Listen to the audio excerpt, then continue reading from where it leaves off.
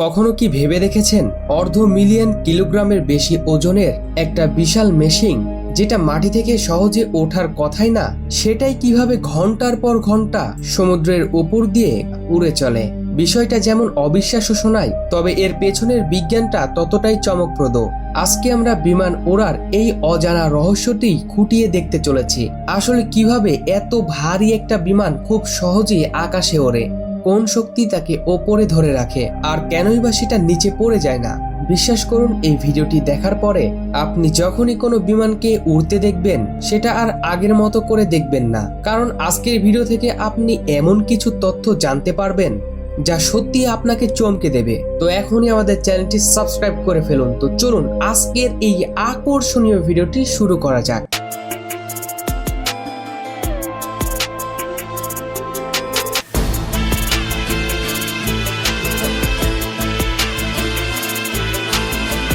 সম্পূর্ণ বিষয়টা কতটা বিশাল সেটা বোঝার জন্য আমাদের এয়ারবাস A380 বিমানটির কথা ভাবতে হবে।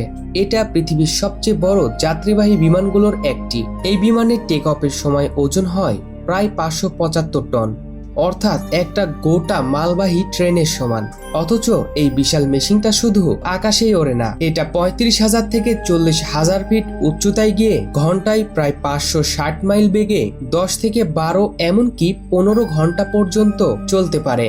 সাধারণভাবে ভাবলে মনে হয় এত ভারী কিছু জিনিস, এটা তো মাটিতেই আটকে থাকার কথা, এটা কিভাবে উপরে উঠবে। কিন্তু বাস্তবে পদার্থবিজ্ঞান একেবারেই অন্য কথা বলে। আধুনিক বিমানের পেছনে রয়েছে 1 শতাব্দীরও বেশি সময় ধরে বিজ্ঞান, ইঞ্জিনিয়ারিং, অসংখ্য ব্যর্থ চেষ্টা আর নিরন্তর পরীক্ষা নিরীক্ষার ফল। শুরুর দিকে মানুষ গরম বাতাসের বেলুন দিয়ে আকাশে উড়তে শিখেছিল, তবে সেটাকে আসলে নিয়ন্ত্রিত উড়ান বলা যায় না। সেটা ছিল শুধুই ভেসে থাকা, সেটা দিয়ে নির্দিষ্ট কোনো গন্তব্যে পৌঁছানো যেত না। এরপরে 19বিংশ শতাব্দীতে স্যার জস ক্যারি বুঝতে পারেন ওড়ার জন্য লিফট এবং থ্রাস্ট এই দুইটি জিনিসই আলাদা, এবং ডানার একটি নির্দিষ্ট আকার থাকা দরকার। পরবর্তীতে অটো লিলিয়েনথাল শত শত গ্লাইডার উড়িয়ে পরীক্ষা করেন কিভাবে বাঁকা ডানার চারপাশ দিয়ে বাতাস প্রভাবিত হয়।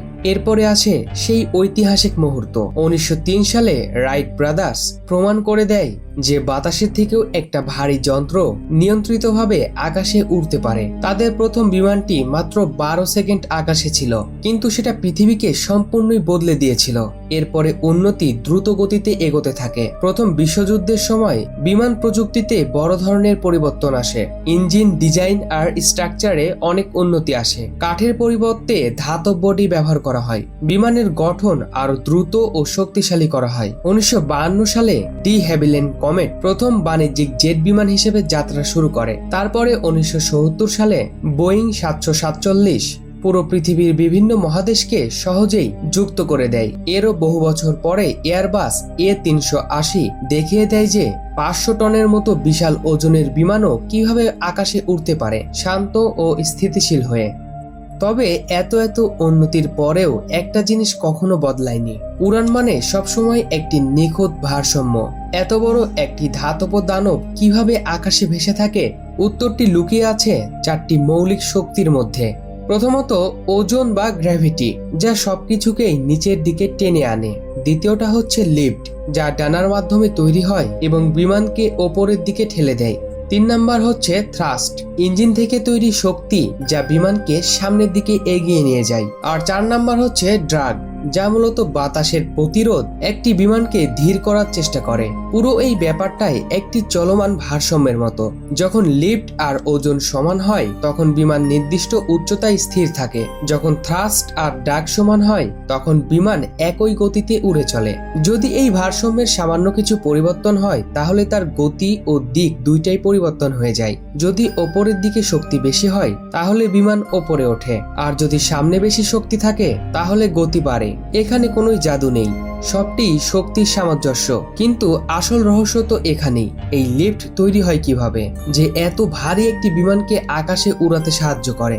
অনেকেই একটি সাধারণ ব্যাখ্যা শুনে থাকবেন, ডানার উপর দিয়ে যে বাতাস যায় সেটার পথ একটু লম্বা আর সেটা দ্রুত চলে আর লিফট তৈরি হয়। কিন্তু এই ব্যাখ্যাটি সম্পূর্ণ ঠিক নয়, এটি অসম্পূর্ণ।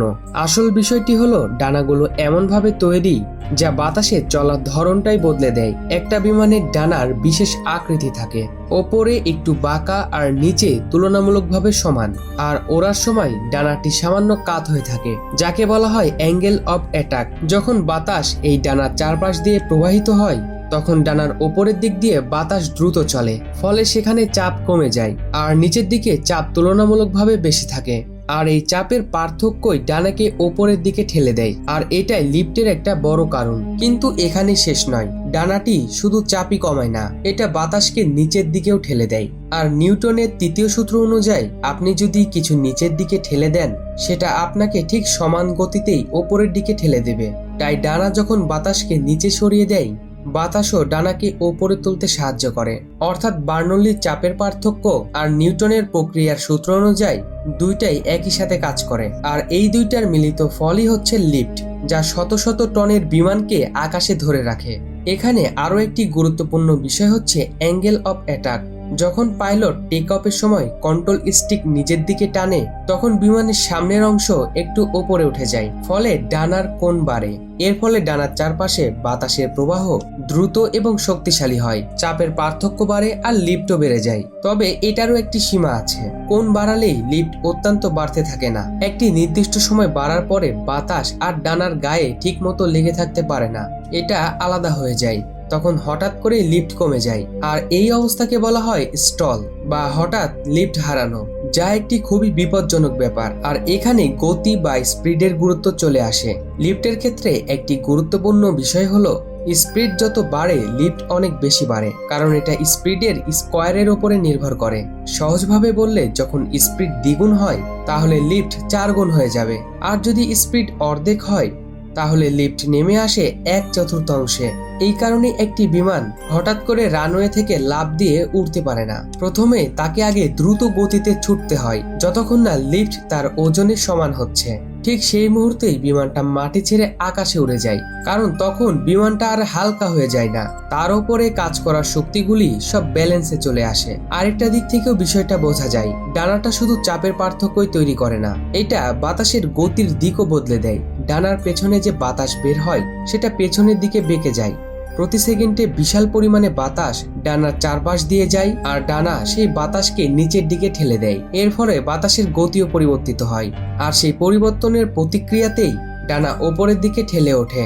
সহজভাবে বললে, বিমানটা আসলে বাতাসের সাথে ক্রমাগত যুদ্ধ করে। বাতাসকে নিচের দিকে সরিয়ে বিমানটি উপরে উঠতে চায়। কিন্তু এখানে আরো একটি প্রশ্ন থেকে যায়, যখন বিমানকে ধীরে উঠতে হয়, যেমন টেক অফ বা ল্যান্ডিং এর সময়, তখন কি হয়? তখন কিভাবে লিফট ধরে রাখা হয়? আর এখানেই কাজে আসে ডানার বিশেষ কিছু অংশ।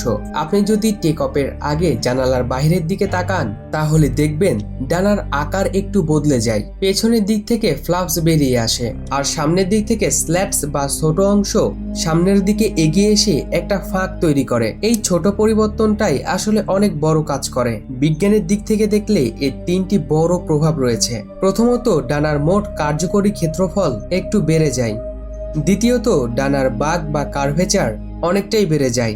আর তৃতীয়ত, সবচেয়ে গুরুত্বপূর্ণ, লিফট তৈরির ক্ষমতাও অনেকটা বেড়ে যায়। এর ফলে কম গতিতেও ডানা অনেক বেশি লিফট তৈরি করতে পারে। সামনের যে অংশটি খোলে সেটারও একটি গুরুত্বপূর্ণ কাজ রয়েছে। এটা নিচের দিকে দ্রুত গতির বাতাসকে উপরের দিকে পাঠাতে সাহায্য করে, ফলে বাতাস ডানার গায়ে লেগে থাকে। এর ফলে কোণও বেড়ে যায় আর স্টল হওয়ার সম্ভাবনা খুবই কম থাকে। তাই টেক অফ আর ল্যান্ডিং এর সময় বিমান নিরাপদে আর কম গতিতে উঠতে পারে। এবারে আসি আরো একটি প্রশ্নে, বেশিরভাগ যাত্রীবাহী বিমান 35,000 থেকে 40,000 ফুট উচ্চতায় কেন ওড়ে? এর কারণ হলো, উচ্চতায় বাতাস অনেক পাতলা হয়। বাতাস কম মানেই প্রতিরোধ কম, আর প্রতিরোধ কম মানেই জ্বালানি কম খরচ। সহজভাবে বললে, বিমান যত ওপরে ওঠে তত কম শক্তি খরচ করে সামনের দিকে এগিয়ে যেতে পারে। এছাড়াও ঠান্ডা বাতাস ইঞ্জিনকে আরো কার্যকরভাবে কাজ করতে সাহায্য করে, আর নিচের তুলনায় ওপরে ঝড় বৃষ্টি বা বিভিন্ন সমস্যা অনেক কম থাকে। এবারে আসি টেক অফের সবচেয়ে গুরুত্বপূর্ণ অংশে।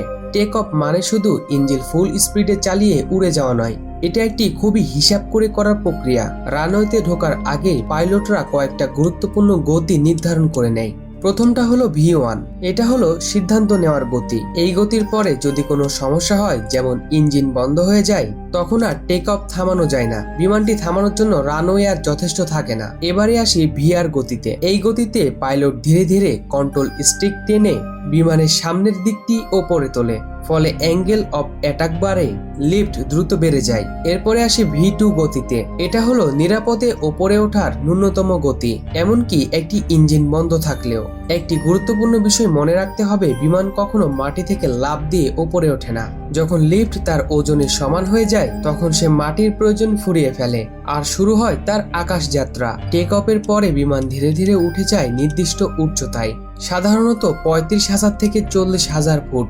এই অবস্থাকে বলা হয় ক্রুজিং ফেজ, যেখানে সবকিছুই একটি নিখুঁত ভারসাম্যে থাকে।